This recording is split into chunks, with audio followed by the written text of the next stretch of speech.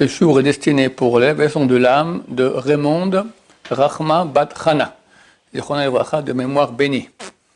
Oui, alors quelle est ta question? La gravité de mal parler sur les tzadikim. La gravité de mal parler sur les tzadikim.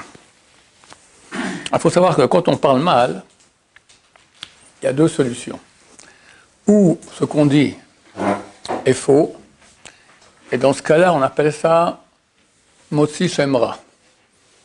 Quelqu'un qui invente quelque chose de faux sur quelqu'un, c'est très grave. Et il n'y a aucune autorisation à cela, vu que c'est faux ce qu'il dit. Et même si c'est vrai, mais c'est presque vrai, il y a un peu de faux, alors c'est faux. Donc c'est très grave de parler en mal sur quelqu'un quand ce n'est pas totalement vrai. Si vraiment maintenant, quelqu'un, on va dire, il a fait une action mauvaise et on doit parler mal sur lui. On va dire, il y a un rave qui dit n'importe quoi, etc., et c'est mauvais. Alors, est-ce qu'on a le droit de parler de la shonara ou pas sur lui? Alors d'abord, il faut dire la vérité. Mais là aussi, c'est uniquement s'il n'y a pas d'autre solution. Des fois, on peut lui parler à lui. Alors, pas besoin d'aller parler en public. Donc si on peut lui parler à lui, qu'il arrête de faire tout ça, et ça marche, ça va très bien. Ou en privé, aux personnes qui écoutent. Si on voit que ça ne va pas, qu'il y a vraiment besoin de parler en public et dire à tout le monde, alors c'est permis. C'est un lashon hara qui est fait les toilettes, avec utilité. Mais il faut que ce soit vraiment la vérité et qu'on ait vraiment une nécessité de parler sur lashon hara. Dans ce cas-là, c'est permis. Mais il faut dire que la vérité. Ça, c'est rare, il faut être certain de ce qu'on dit. Maintenant, peu importe si c'est un rave ou pas un rave, n'importe quelle personne, si on parle sur lui et on ne dit pas la vérité, alors ça s'appelle Motzi Shemra, c'est extrêmement grave. Si c'est la vérité, comme j'ai dit, s'il y a une utilité à parler sur lui et qu'il n'y a pas d'autre moyen d'arriver à cette utilité, alors c'est permis. Mais sinon, c'est interdit, bien qu'on dise la vérité. Voilà, il faut savoir cela. Et l'histoire que vous avez racontée avec Baba Salé dans le bus, là, où la femme elle avait mal parlé sur Baba Salé, quand il avait dû mettre l'eau dans le magasin. Là. Ouais. Et après, elle a mal parlé directement, ça lui est tombé dessus. Ouais. Et des trucs comme ça avec. Alors, qu'est-ce qui s'est passé là-bas? Là-bas, son fils, il avait 39 ans, et il avait acheté un magasin, et ça ne marchait pas. Et il n'arrivait pas à se marier non plus. Alors, les gens lui ont dit à sa mère, allez voir Baba Salé. Elle n'a pas voulu. À la fin, elle a été convaincue. Elle a été là-bas voir Baba Salé. Et elle lui a donné 50 shekels. Et il lui a donné une bouteille d'eau froide. Maintenant, très souvent, il faisait ça, Baba Salé, mais cette bouteille d'eau, elle a été bénie.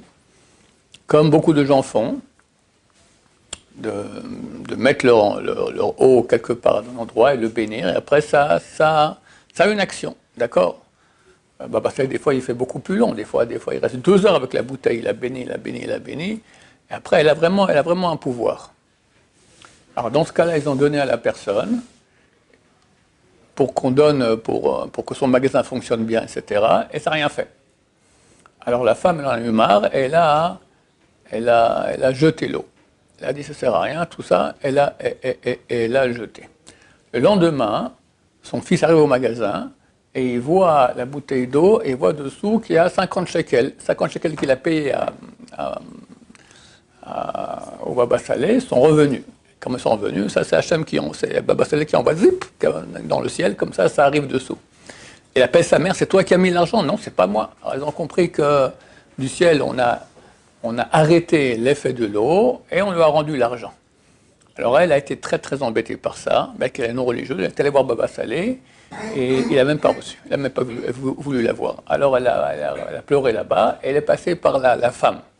La femme de Baba Salé, elle a écouté, elle a parlé à Baba Salé, Baba Salé a dit, ok, alors qu'ils aillent là-bas, qu'ils remplissent de l'eau du magasin, et qu'ils le versent, et avant un mois, déjà, les choses iront bien. Effectivement, ils ont versé, et ils ne voulaient même pas la voir, ils ne voulaient même pas qu'il lui paye rien du tout. Et ils ont versé de l'eau là-bas, et ils ont commencé à le verser. Au bout d'un mois, ça allait beaucoup mieux. Alors, c'est quoi ta question? Est-ce qu'il y a d'autres exemples comme ça dans la Torah? On n'a pas parlé de tzadikim, mais. Est-ce qu'il y a dans la Torah Il y a d'autres exemples comme ça. De quoi? Des gens qui ont fait des bénédictions? Non, qui ont mal parlé et que ça leur est directement tombé dessus. Des gens qui parlent mal. Bon, ça arrive très souvent que quelqu'un parle mal et que Mais ça dépend.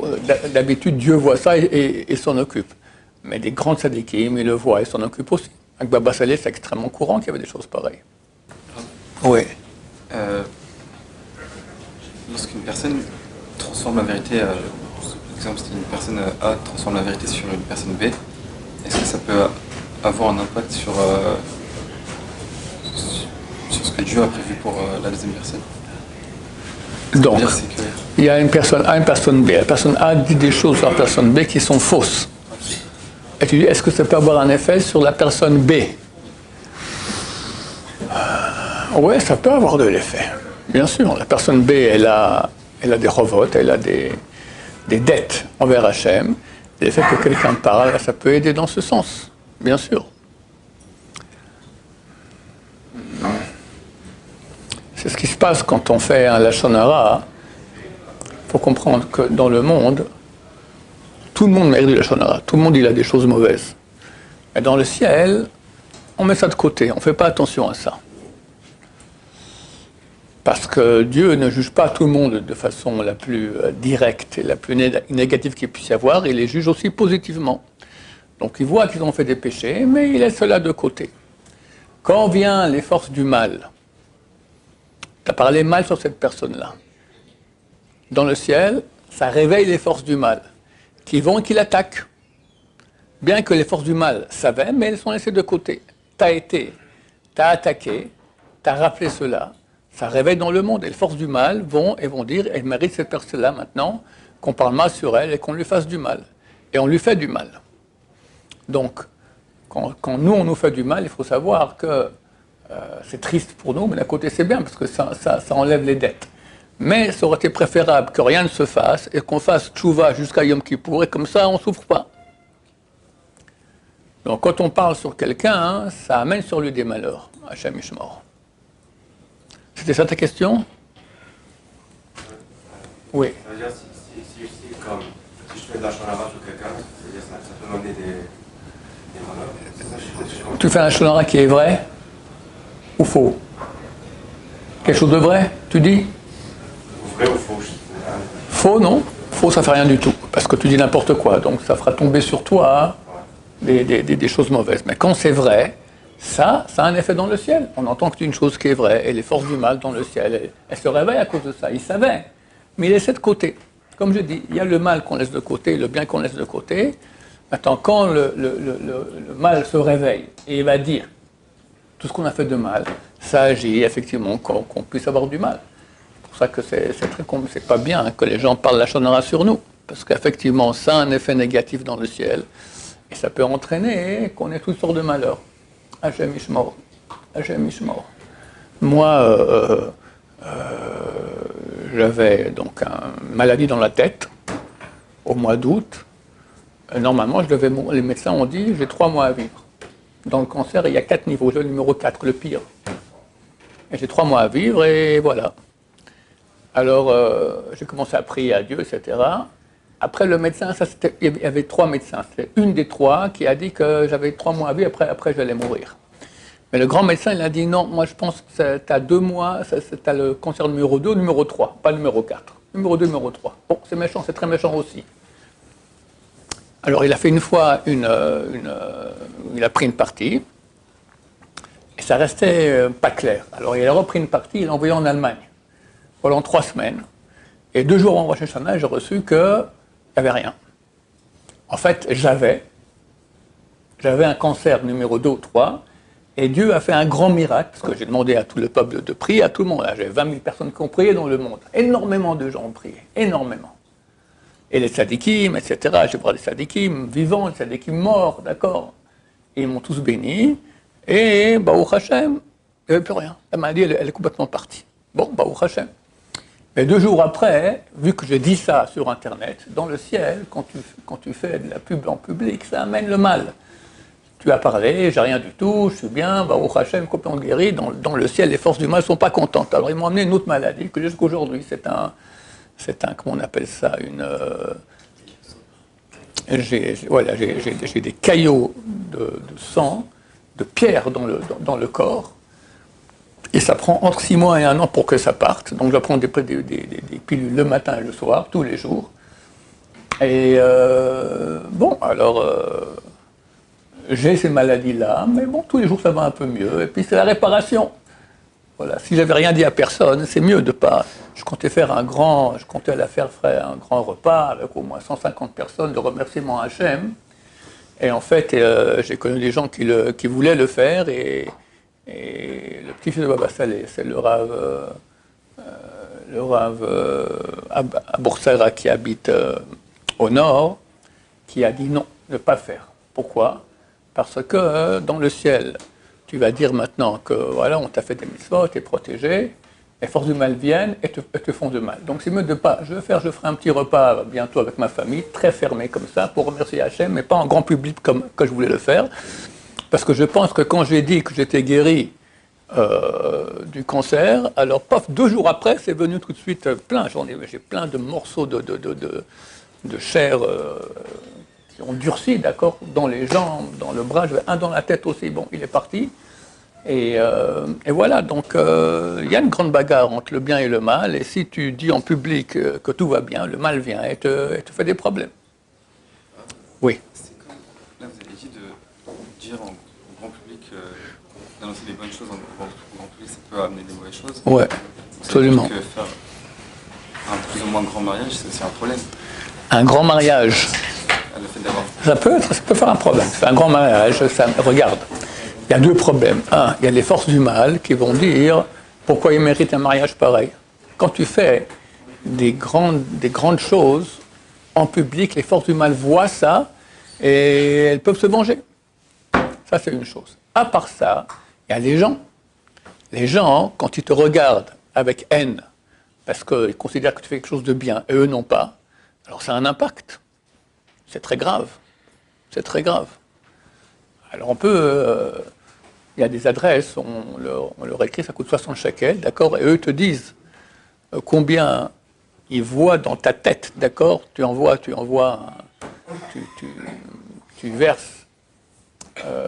verses du sang, d'accord, tu verses du sang et tu analyses cela, et ça arrive chez eux, et eux voient, nous on ne voit pas, mais ils voient combien tu as de Aïn Hara, combien tu as de sang qui ont été touchés par le mauvais œil. Des gens t'ont regardé négativement.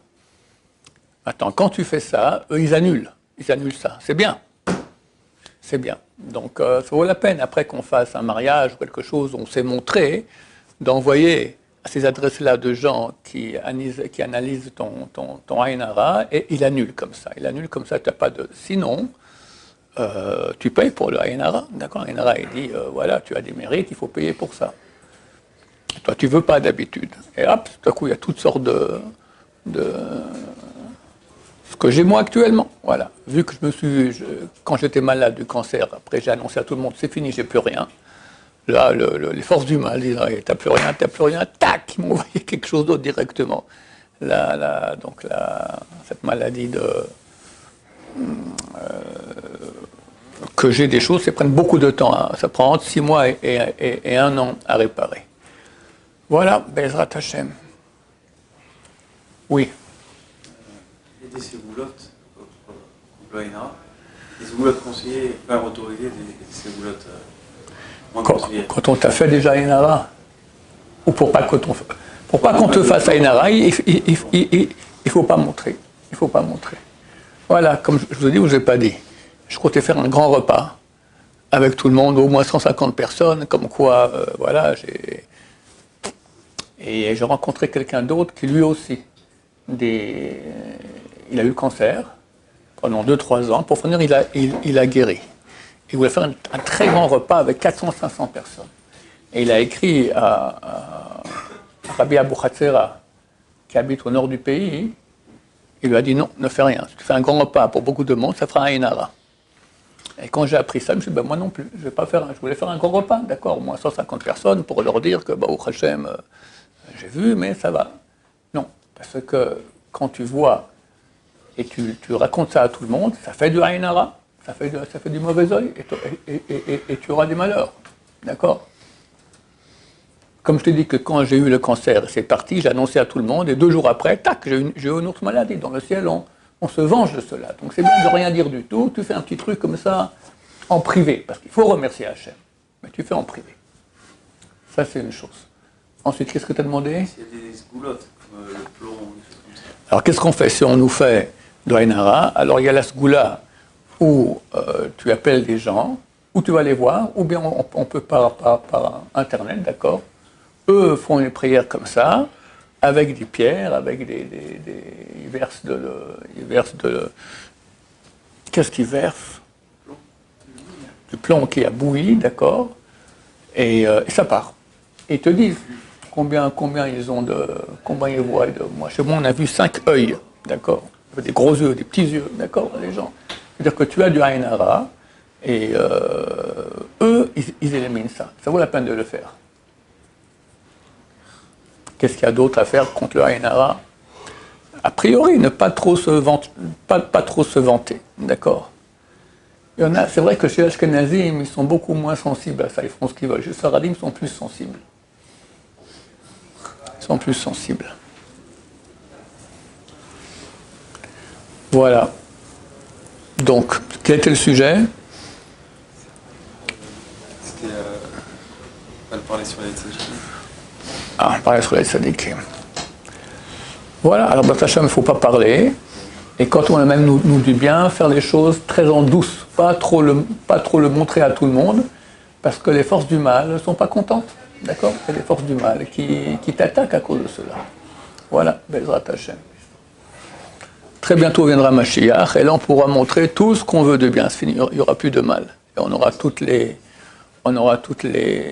récompenses pour tout ce qu'on a fait. Mais jusqu'à là, si tu parles trop, les forces du mal viennent. Et voilà. Moi, j'étais tranquille dans ma vie, parce que je parle quand même beaucoup en public. Mais j'ai très rarement eu des forces du mal qui m'ont fait du mal. Mais lorsque j'ai eu la maladie et que j'ai guéri, alors c'est un grand miracle. Hein. Quelqu'un ne guérit pas. Quand tu as, on appelle, tu as 4 degrés, tu as le 4e degré de la maladie, normalement tu as 3 mois pour vivre et tu meurs. Et un des médecins a dit que c'est ce que j'ai. Dans 3 mois, je vais mourir. Et après, on a vérifié une 2e fois, et les médecins, ils ont dit, il n'y a rien. Rien. D'accord? Mon médecin spécial en français, d'accord, il a regardé tout, il n'y a rien, tout est parti. Moi, je pense qu'il y a eu un grand miracle. Et j'ai annoncé ça. Au Hachem, tout le monde était très, très, très content. Mais dans le ciel, les forces du mal ne sont pas contentes du tout. On t'a envoyé ça et tu dis que tu es propre, allez. Est-ce que le grand miracle, ça ne peut pas être la transformation d'une maladie incurable en une maladie curable? Peut-être, mais c'est mieux de guérir totalement. Voilà. Et j'ai guéri totalement, c'est venu après. Et là, même depuis 2-3 jours, je ne sais pas qu'est-ce qui se passe.